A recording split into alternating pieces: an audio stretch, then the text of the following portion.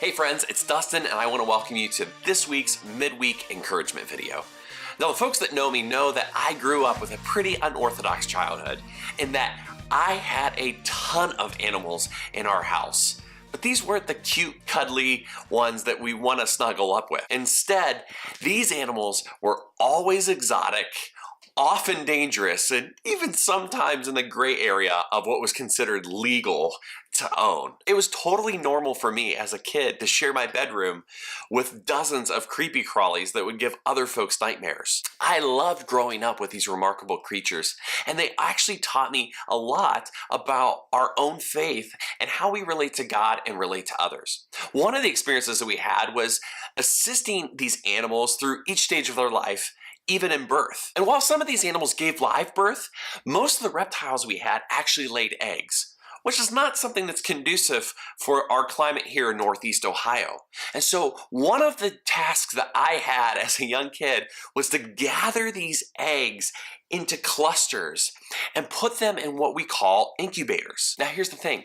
I had no control on whether or not a particular reptile would lay eggs.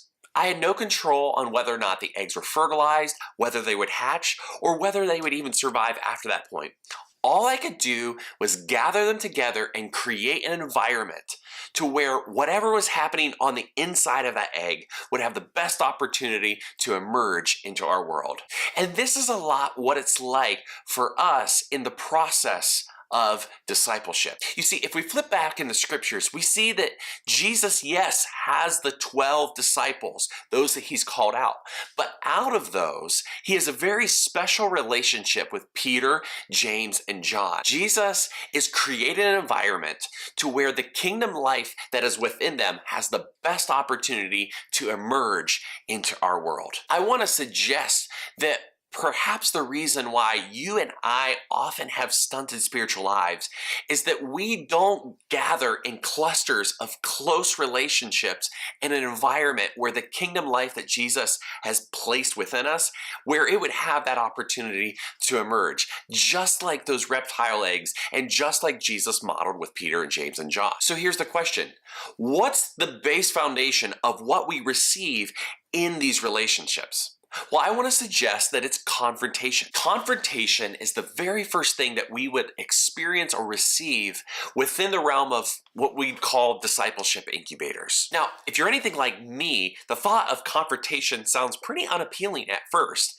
And that makes total sense because we normally view it through a negative lens. And while this is often the case, if we only see confrontation through a lens of negativity, we have a pretty truncated view of not just confrontation itself, but discipleship. See, what we observe in what Jesus models with Peter, James, and John is that the process of making disciples in this space is often simply holding up the proverbial mirror to one another, so that we might see in ourselves what God sees in us. Confrontation is alerting someone to their identity. Now, sometimes that is, yes, alerting someone to a sinful behavior that it's latched onto their identity that grieves God's heart and causes harm in themselves and one another. We can clearly see this in Matthew 16 with Jesus' confrontation of Peter. "Get behind me, Satan. You are a stone that could make me stumble, for you are not thinking God's thoughts, but human thoughts." Certainly, this is confronting Peter in a pretty harsh way, but again, not all confrontation is negative.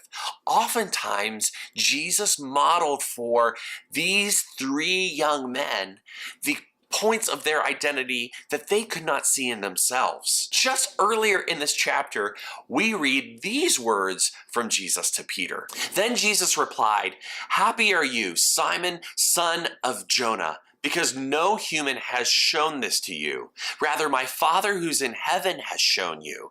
I tell you that you are Peter, and I'll build my church on this rock." Jesus confronts Peter in a remarkable way by, in the Greek, calling him Petros, which is actually the derivative of not just his name Peter, but it's synonymous with a rock. Jesus is letting Peter know essentially, dude, Pete, listen, you are a rock. And I want you, even when you can't believe that in yourself, for you to see that that's who I created you to be. Jesus also does this with James and John in Mark 3:13 when he confronts them with their identity, saying that they are sons of thunder.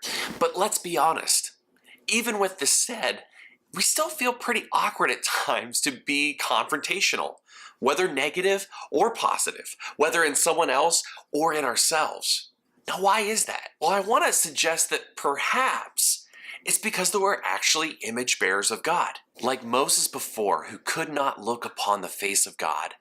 What if we cannot face the truth of our identity or that of others is because we are actually facing our Creator? Now, I'm in no way suggesting that you or I are God, but Jesus has placed his kingdom life within us and is calling for us to birth it into our world.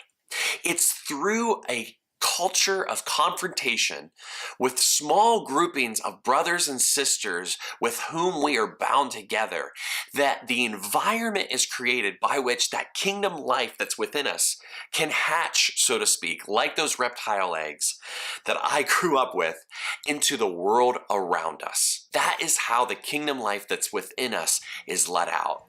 So if you're watching today, I want to encourage you, if you're not part of a discipleship incubator, if you're not gathering together with 2, 3, maybe 4 other believers, I encourage you to do so and to begin modeling what we observe in Jesus with his relationship with Peter, James, and John.